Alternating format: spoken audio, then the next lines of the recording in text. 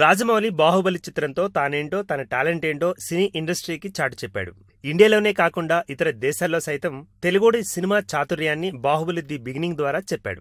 ఇప్పుడు Baahubali 2 the conclusion ద్వారా మరోమారు దర్శకత్వపు వాడి వేడిని వెలుగెత్తి చాటుకోనున్నాడు.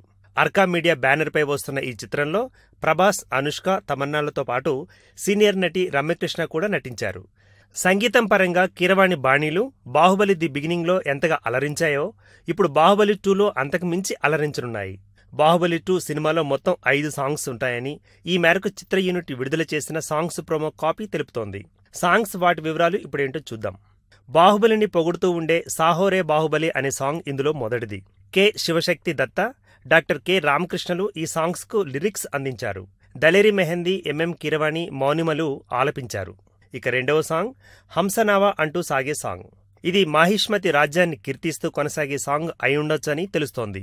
దీనికి చైతన్య ప్రసాద్ లిరిక్స్ అందించగా సోనీ, దీపులు స్వరమందించారు. కన్నా నిదురించరా అంటూ వస్తున్న సాంగ్ బాహుబలిని ఉద్దేశించిన సాంగ్ అయి ఉండవచ్చని సమాచారం. శ్రీనిధి, వి శ్రీ సౌమ్యలు ఆలపించారు. ఈ సాంగుకు లిరిక్స్ కీరవాణి అందించారు. కాలభైరవ ఆరోపించిన మరో గీతం దండాలయ్య.